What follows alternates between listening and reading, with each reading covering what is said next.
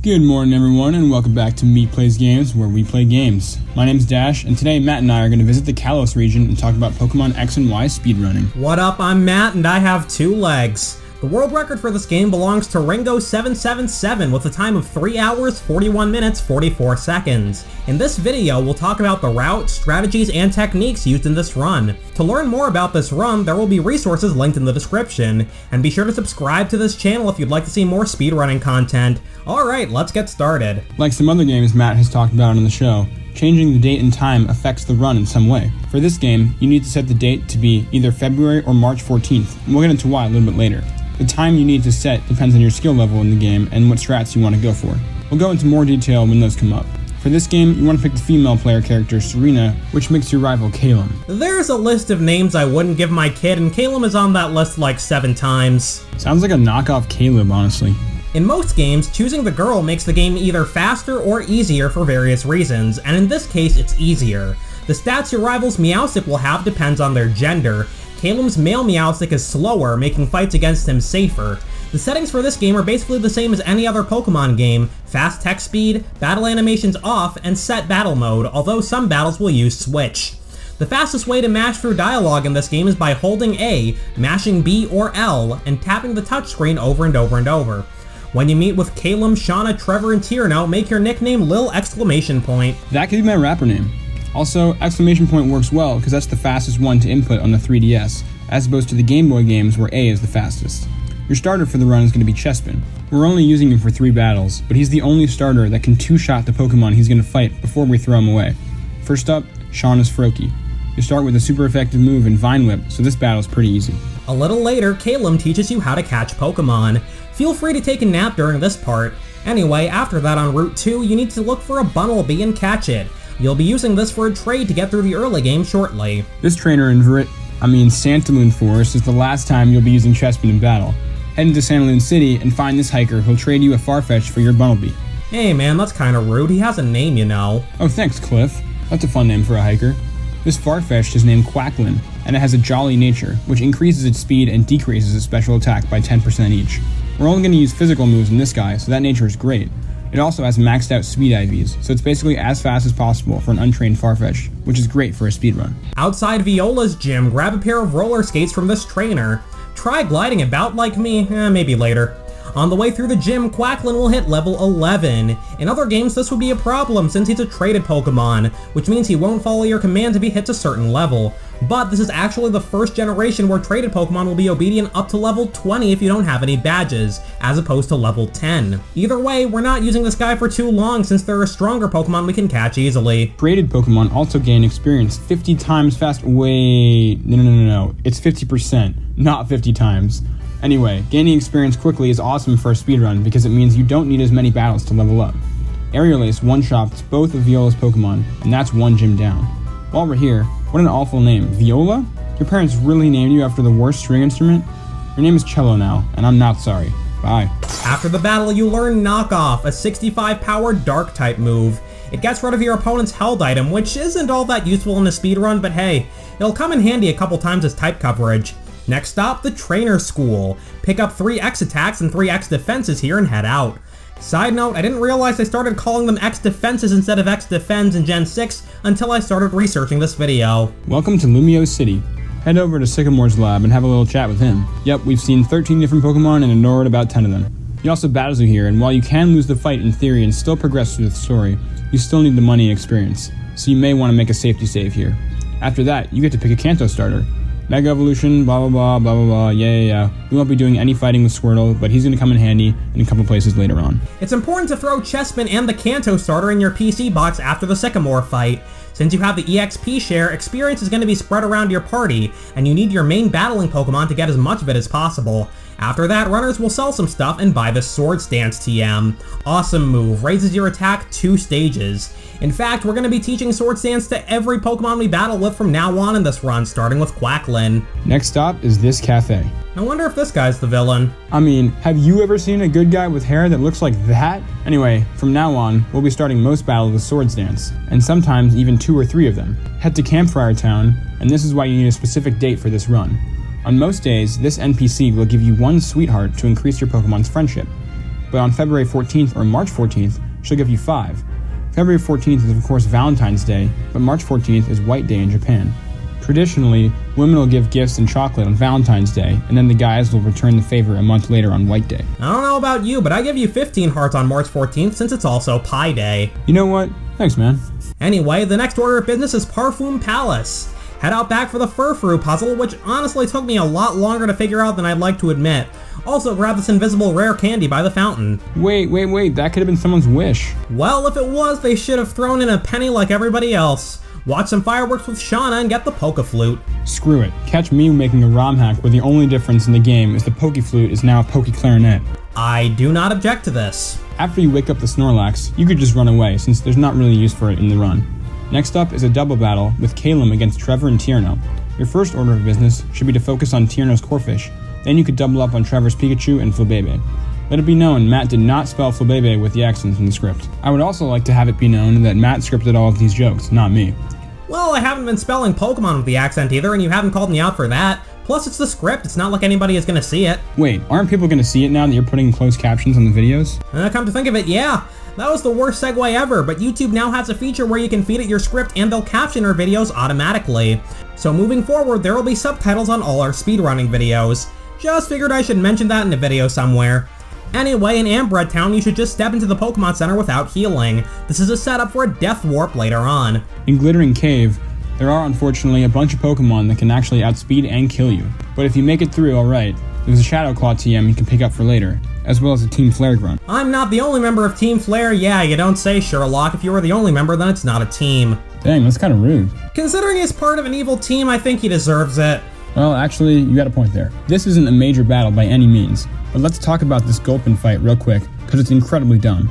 For the most part, the AI in Pokemon has come a long way since Gen 1. By Gen 1, I mostly mean Blaine, but in this run, the Gulpin will use Yawn, so Quackling will fall asleep at the end of the next turn. But then he uses Poison Gas on turn 2 to poison him instead. The thing canceled out its own status move. Yeah, I know, there's a lot of dumb stuff going on in this cave. Once Team Flare is taken care of, pretend to listen to Calum, then find a Pokemon to knock you out to send you back to the Pokemon Center. It's faster to white out than to ride back to town on the Rhyhorn you took over here, especially since we don't have a Pokemon for Dig or Teleport in this run. Now that that's done, break the world record for shortest aquarium visit and head to Route 8. Just got off the phone with Guinness, they're not accepting that as a record category, and you are banned from contacting them ever again. People who douse are called dowsers, huh? That's the most boring trivia I've ever heard. Did you know that a lawyer is someone who loys? Terrible jokes from both of us aside, this is a Pokemon League bound X-Train, making local stops wherever we feel like it. Wait, that's also a terrible joke. The next stop is Solage City. Stand clear of the closing doors. Okay, really, Matt? You just wrote in a subway joke when this is where we're buying a bike? Alright, I literally just said terrible jokes aside. Alright, whatever. You can also buy a dozen sodas here, which doesn't seem very healthy, but I'm not a Pokemontologist, so who am I to say? Anyway, next stop is Geosenge Town for another Death Warp. Then head back down to Route 10 to catch a new Pokemon. Congratulations, your Farfetch'd evolved into Hawlucha. Yeah, sure, why not? Surfetch didn't exist yet, so that works. In order to get Hawlucha ready for battle, runners will use some rare candies to level it up, teach it Swords Dance and Rock Smash, and take it to get a massage to increase its friendship. You can also go for double massage strats, where you get one massage before fighting the Rock Gym, then another after the clock strikes midnight in the game. In order to do double massage strats, top runners will set their 3DS's time close to 11 PM, but beginners should set it to around 10:40 or so. Next, pick up the Strength HM, and it's on to the Rock Gym. Climb some walls and fight Grant with Farfetch'd. Psych, is Hawlucha's time to shine, baby. Rock Smash is a weak move, but it's good enough to get you through this fight. Then he grants you the second gym badge. Wow, you are the absolute worst. Anyway, once you're done with the gym battle, head outside and find a Pokemon to spam Swords Dance on and die. That'll take you all the way back to Geosenge. Deposit Quackling in the PC and move on. Geosenge Town is a town of stones. Wow, this place needs a better anthem. I'm on it. Very cool. Hello, Karina. Guess we'll one-shot both of her Lucario and be on our way. To tell you the truth, I'm thinking of never leaving this place. Well, are you sure your Lanoon would be okay with that? Hi Tierno, this is worthless, thanks. Once you get to Shalor City, grab this Soothe Bell. It'll make your Hawlucha's friendship increase faster, which is important because that'll allow you to get a Lucky Egg later. Welcome to the Tower of Mastery. Blah blah blah, Mega Evolution, bye. Next up is a Calum fight. Meowstic has the same speed stat every time you play, so what runners will do is take a quick look at Hawlucha's stats when he levels up to see if they need to use an X speed. Once you're faster, you can try to lock Meowstic into a garbage move like Fake Out or Light Screen with Encore. Those aren't actually bad moves, but they're garbage in the sense that they're useless if you're forced to spam them. Light Screen doesn't do anything anyway since we're using physical moves. Next order of business is the Shalor City Gym, where we'll be fighting Karina. Just wanted to take a second to point out PSA, one of the trainers in the gym, is called Roller Skater Dash, and I think that's pretty dope. Never mind, I'm gonna push her over, goodbye. On the way to Karina herself, you learn Flying Press, a unique move that deals flying and fighting type damage at the same time.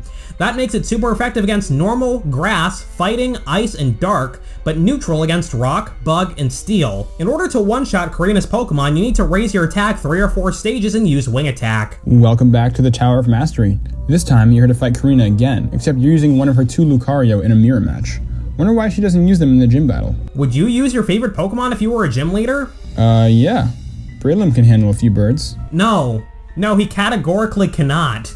Anyways, for our purposes, we can just spam Swords Dance until we lose. Karina says it's quite apparent that we make a truly incredible team. Were we watching the same battle? Ah, scripts. Whatever. Lucario is going to be the one Pokemon we use for most of the rest of the game, but Hawlucha will still see some use here and there. If Lucario faints, gets a static condition, or is too slow, we'll pull out Hawlucha. While you're here, you also pick up the Low Sweep TM. It's a 65 power fighting move that lowers your opponent's speed. Not the greatest move in the universe, but we'll be upgrading it a few times as we go. Hi Shauna, bye Shauna. Grab the Surf HM from Calum, and for the 7th time in the last hour or so, think to yourself, oh my god, they named a video game character Calum. You can get a Lapras on Route 12 as well. Pick it up and teach it Surf and Strength. Then teach Lucario Low Sweep and Rock Tomb. Rock Tomb isn't all that great, but it's the best we've got for flying types. In Cormorine City, you get the Fly HM from Professor Whatever. And it's time for another Calum fight. Second verse, same as the first. Hope he uses Light Screen or Freak Out, and lock him into it with Encore. Next major fight is the Grass-type gym leader Ramos. Runners will fight his last 2 Pokemon with Hawlucha, but they might use Lucario for Jumpluff. That all depends on how fast Hawlucha is, because unlike Lucario and Farfetch'd, we don't know its IVs since we caught it ourselves in the wild. Once that's done, head to the Pokemon Center to do some quick shopping. You know, I'm down for the Pokemon Centers and Pokemarts being in the same building in recent games, but can we take a second to talk about how weird that is? It's basically a vet's office and pet store under the same roof. I mean, says you. I own a combination of a vet's office, pet store, Pizza Hut, and a Taco Bell, all in one in rural Nebraska. By this point in the game, Hawlucha's friendship should be high enough that you can get this Lucky Egg for Lucario. This will make it so that he gains experience 50% faster like a traded Pokemon. If your friendship isn't high enough, use a power point up on one of Hawlucha's moves. You also want to teach Fly to Hawlucha and turn off the EXP share. Otherwise, half of the experience you gain is going to go to a Pokemon we're not going to use all that often in battle from here on out. Lumio's Badlands is another place to take into consideration when deciding what time to set your 3DS to before the run. The wind blows for 10-minute intervals here, so you want to get here during a 10-minute window with no wind to get to the power plant. If you miss, it's alright, just a tad bit slower. Now that we're here at the power plant, let's skip ahead because not a lot of interesting stuff happens for a while. You one-shot most Pokemon here, especially since Lucario knows Bone Rush. It's a multi-hit ground-type move that has the potential to go up to 125 base power. A lot of the time, you have to pray you get enough hits to one-shot though, because a few Pokemon here take 4 or 5 hits. The Team Flare admin doesn't put up much of a fight, and neither does Aliana, because picking up garbage moves is fun and cool. Hello, Mysterious Man. Next stop is Lumio City again for the gym. Did you know that this city's gym leader Clement's name is spelled like that because you can use lemons to make a battery? Of course it is. Anyway, the answers to Bonnie's quiz are the same every time, so you can just memorize the numbers. Since you've got a ground-type move in the electric gym, you can one-shot every Pokemon on the way to Clement. You also learn Aura Sphere on the way, which you teach over Low Sweep. It's an 80 power fighting move that never misses. Cool, on to Clement. It's not the most dangerous fight ever, but he has an Emolga, which of course is immune to your Bone Rush. Speaking of which, after the fight we retire Bone Rush and replace it with Shadow Claw, a ghost-type move that's going to come in handy with plenty of psychic types coming up. Time for another fight against Calum. You don't have Encore anymore, so you've got to beat him the old-fashioned way. Head to the spooky house and be sure not to tip the guy there. Well, that's not very nice. Money is tight in speedruns, okay? We have like $4, leave it alone. In Laver City, head straight for the gym to fight Fairy-type specialist Valerie. Every trainer here is a spinner, which basically means they just spin around in random directions. If they see you, you have to battle them, which obviously wastes time. In the world record, Ringo's Repel runs out right before you battle Valerie, so he has to apply another one right in front of her. I like to imagine Serena's acting like it's Lysol or something and she's telling Valerie her gym stinks. I'd like to think Pokemon protagonists wouldn't make that the first thing they say to someone they've never met. Anyway, you gotta max out your attack with Swords Dance to one-shot her whole team. Then you follow your friends to the Pokeball Factory, do Pokemon protagonist things, and take out Team Flare. The Pokemon world is weird, man. Every conflict is settled by a Pokemon battle and the loser just leaves. Says you. Whenever I'm tired of someone, I just race them to finish a Sudoku first and kick them out when I win. And when you lose? Leave, duh. Hasn't happened before though. I'm a national Sudoku champion in the Maldives. Alright dude, I'm pretty close to going off script here, Jesus. Calum is also here, but who cares? You get a Master Ball and Big Nugget for your troubles. Neat. On the way out of town, you can buy some proteins. These are optional, but you can use them to increase your effort values in Lucario's attack stat. This will make it so that Lucario has a better chance of knocking out certain Pokemon later on if you go for it. Once you get to Dendemil Town, head straight for Frost Cavern. Blah blah blah, Team Flare, goodbye. Head down Namaswine Road to Anastar City. Oh god, another Calum fight, great. Can we talk about how this ding dong has 2 psychic types on his team? Hey man, don't call him that, that's insulting to doorbells. Anyway, while we're in town, let's fight Olympia's Psychic Gym. The first trainer here is one reason why you might want to use proteins. Normally, this Exeggutor has a 15 in 16 chance to be a one-shot, but it's guaranteed with the proteins. This is the only trainer you fight before Olympia, by the by. Now that we have a Ghost move, her psychic types aren't a problem at all. Well, that wasn't a very Olympic performance. Oh god, you know what, this wasn't that bad. I'll give you that. Back in Lumio City, we discover Lysander's secret lab. Before fighting him for the first time, some runners will change the battle style to Switch to make the fight a little bit safer. Basically, Gyarados is the worst thing in the universe. So send out Lapras as a meat shield and Gyarados will lock himself into Outrage instead of using Earthquake. Now it's safe to switch Lucario back in to finish him off. On the way through the lab, you learn Close Combat, a 120 power, 100 accuracy fighting move. Pretty good, but there are 2 major drawbacks. For one, it lowers your physical and special defenses by 1 state each, which isn't the worst thing in the universe since most of the time you're setting up to one-shot everybody. But the other problem is that it only has 5 PP, or power points. This isn't too bad right now, but it will be later on. After fighting Mabel, head downstairs and watch a 3-minute cutscene. Then follow Lysander and fight Xerosic. After beating him, push the red button and head back to Geosenge Town. By this point in the run, you have 6 Pokemon: Chespin, your Kanto starter, Lapras, Lucario, Hawlucha, and Farfetch'd. While you're in the Pokemon Center, be sure to put all of them in your party. We're about to catch the box legendary, in this case Xerneas, and after you do, the game will either ask you if you'd like to add it to your party or put it there automatically depending on whether your party is full. It's best to just send it straight to the box. Next up, Team Flare HQ. See Matt, nobody with that kind of hair is the good guy ever. Evil monologue, blah blah blah, yeah, fight me. Once again, there's a safe strat for Gyarados, and it's basically the same as last time. Change the battle mode to Switch, send in Lapras to lock him out into Outrage, then bring in Lucario to finish him off. Rock Tomb is a range without proteins, or in other words, there's a chance you don't one-shot him, but it's guaranteed if you took your vitamins. Anyway, the run goes for the riskier strat, where they keep the battle style on set, then send in Lapras to die and bring Lucario back in. It's possible that Gyarados uses Earthquake with this strat though, which is dangerous because Lucario is a steel type, so he's weak to ground. Head downstairs with Calum, fight some Team Flare admins, and catch Xerneas. You can also do this run in Pokemon Y, but why would you do that? Alright, what's the fastest way to make puns illegal? That was terrible. There's another Lysander fight here, but luckily this one is easier. Gyarados Mega Evolves for this fight, replacing its flying typing with Dark.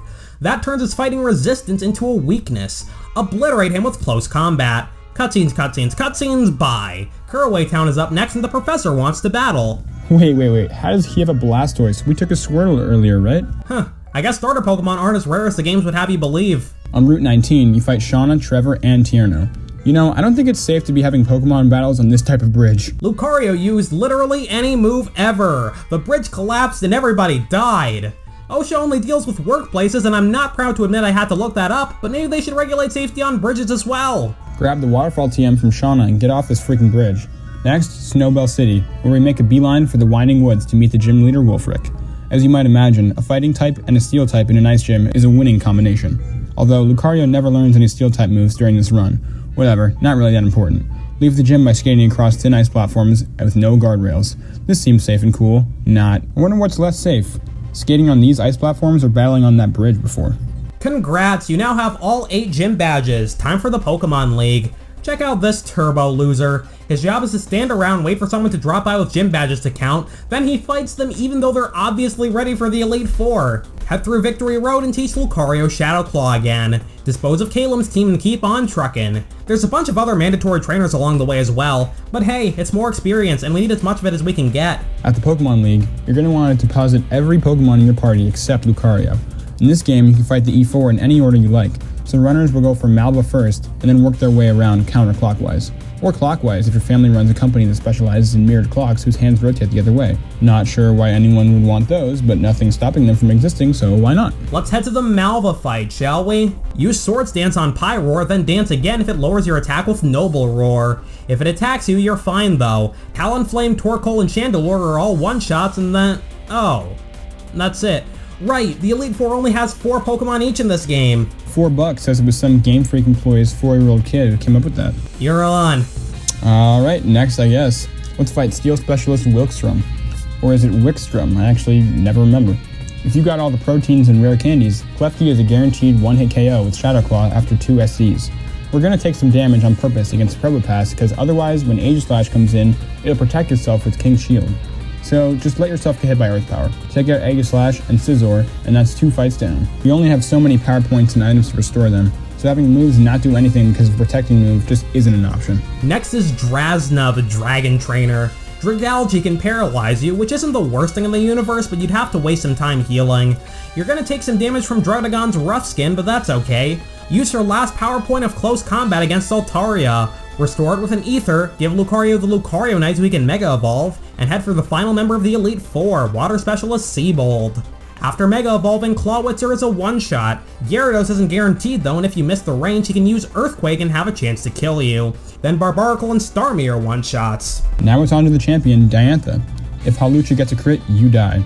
Goodra and Tyrantrum aren't problematic. Then, if you have power points on close combat, you can use it on Aurorus. Shadow Claw, Gourgeist, and Gardevoir, and that's the game. Well, sorta. There's one last fight against AZ, but you can just spam Swords Dance and then die. The run ends when the screen fades to black. And there it is. That's how Pokemon X can be beaten in under 4 hours. Leave a comment letting us know what other games we should cover. Alright, good night fellas, sleep well.